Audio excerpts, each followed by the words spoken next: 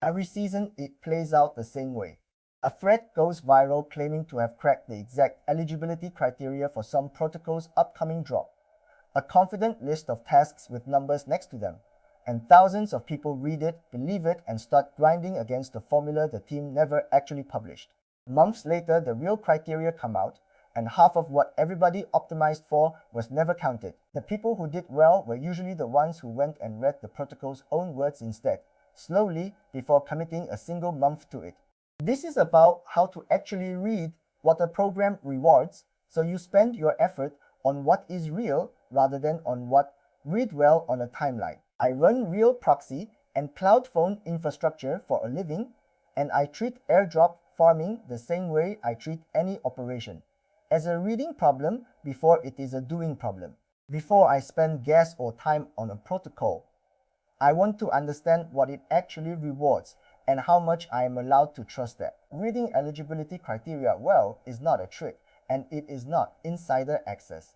It is the boring discipline of separating what a team has said from what the internet has guessed and weighting the two accordingly. What criteria actually means. Start with what the phrase even refers to, because people use it loosely. A program's eligibility criteria is the whole answer to one question. What does this reward?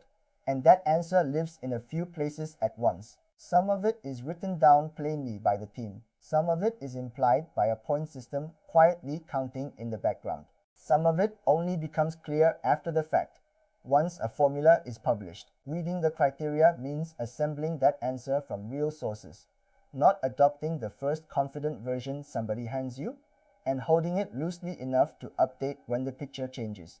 Start with the official docs. The first place to look is always the team's own material, the documentation, the blog posts, the announcement of a points phase or a testnet, and any founder interviews.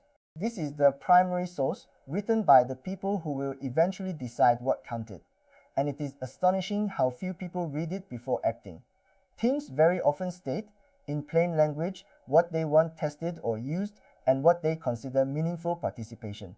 Following their stated intent is worth more than any second-hand list because it points at exactly what they measure. Read it closely more than once before you touch anything. Raise the points dashboard shows. When a protocol runs a live points dashboard, it is telling you plainly that usage is being tracked and roughly what is being valued. That dashboard is one of the most honest signals you will get, so treat it as an experiment rather than a scoreboard. Do a real action and watch what moves your number and what does not. The categories that earn points, the actions that earn nothing, the way points decay or compound, all of that is the criteria showing itself in real time.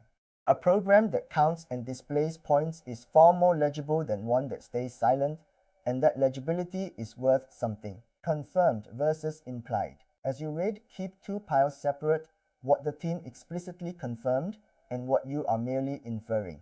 An explicit statement about rewarding early users is a confirmed criterion. A points dashboard rewarding a certain action is strong but still implied, because points do not always convert to an allocation the way people assume. A pattern from a prior season is a hypothesis. A forum thread is a rumor until proven otherwise. Labeling each source honestly stops you treating a guess with the same confidence as a stated fact. The single most common reading error in this space. Rumor and influencer hype. Most of what circulates as leaked criteria is inference dressed up as fact.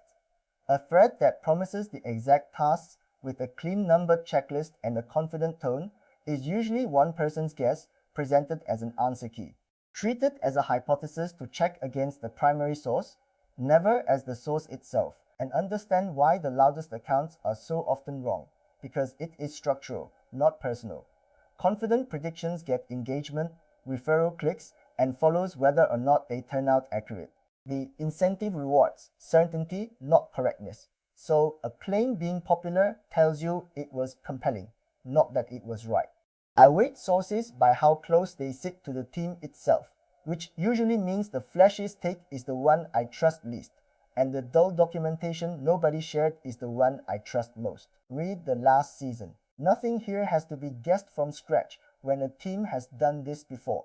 A protocol's prior season tells you almost exactly what it counted and what it ignored, and almost every team tweaks its formula rather than reinventing it, which makes the last distribution from the same team the closest thing to a real answer key you will find. Read how they scored people, what they weighted, who they filtered, and what they said afterward about why. A published prior formula, however rough, is a confirmed data point about how this specific team thinks, and that is far more reliable than any fresh prediction about the season in front of you. Read the category, not just the project. Even a brand new team is rarely a blank slate, because categories tend to reward similar behavior. Competitor protocols in the same category that already launched a token and published or leaked their formulas afterwards are some of the best pattern matching available. A lending market tends to value real borrowing and sustained positions. A bridge tends to value genuine volume moved and used on the far side. An app chain or a restaking layer has its own recurring shape. Reading 3 or 4 drops across a category teaches you what it consistently cares about, even when the specific team has said almost nothing yet. Revealed after the fact. A pattern worth internalizing is that many teams publish the exact criteria only after the snapshot, deliberately to stop people cramming qualifying activity in at the last second. That timing is a defense against gaming, not hostility. It also means that during the window itself, you are always reading with incomplete information, working from intent and prior behavior rather than a final rulebook. Accepting that upfront changes how you act, because it pushes you toward genuine sustained use that holds up under whatever formula eventually lands, instead of a precise optimization against rules that do not exist yet. Vague on purpose. Learn to tell apart 3 kinds of vagueness, because they mean very different things. Some teams are vague because the criteria genuinely are not decided yet, which is normal early on.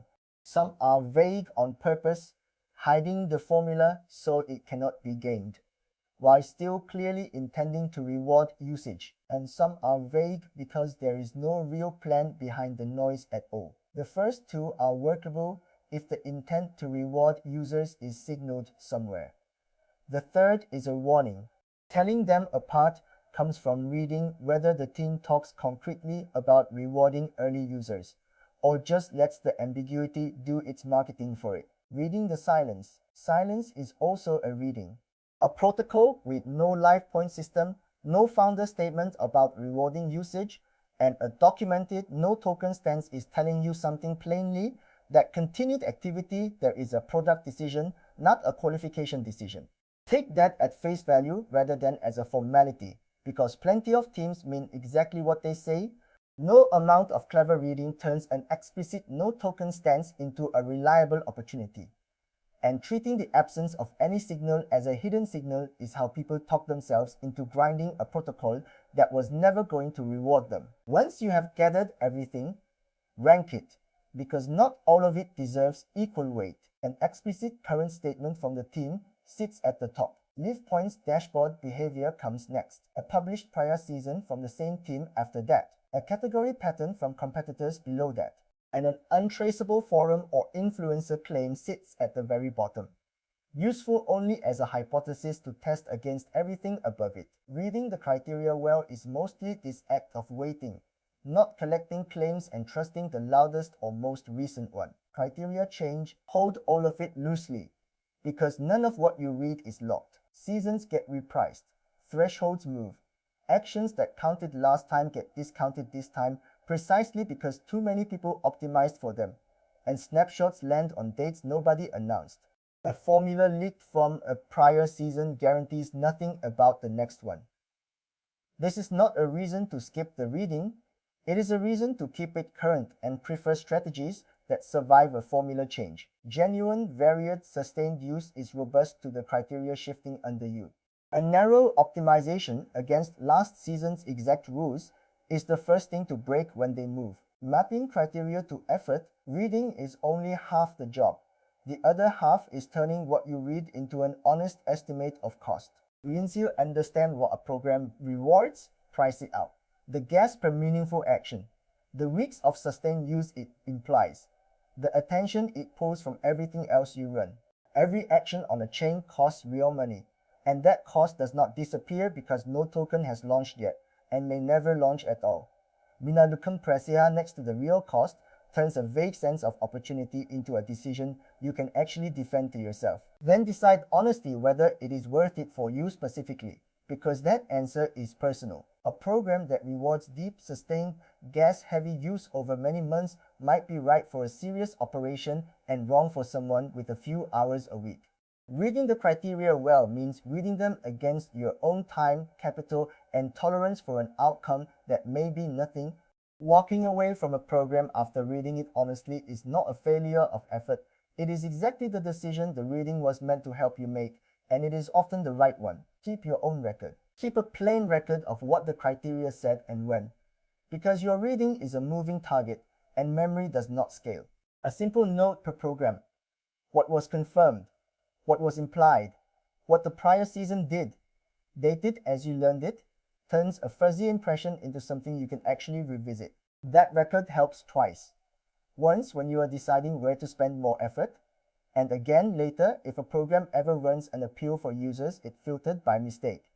Because a dated account beats a vague memory of having tried. The honest limits. Then the part that has to be said plainly every single time. Reading the criteria perfectly still guarantees nothing. Most protocols that run a points program or a testnet never launch a token at all. Most tokens that do launch never get allocated the way early reading suggested. And no formula from a prior season binds the next one. None of this is financial advice. None of it predicts what any token will be worth. And none of it promises an outcome of any size. Reading the criteria is worth doing because it stops you wasting months on the wrong thing, not because it delivers a payout at the end. I've found this the boring, methodical way and write up what actually qualifies, and the full guides are at airdropfarming.org with a source-by-source breakdown of how to read a program's criteria, and a notes template you can copy. No hype, no guaranteed numbers, just the process of reading before committing, written down. If that is the kind of channel you want more of, subscribe. Next time, we get into the points dashboards themselves. How to read what a live points system is really measuring, where the number can mislead you, and how to tell a dashboard that reflects real criteria from one that is mostly there to keep you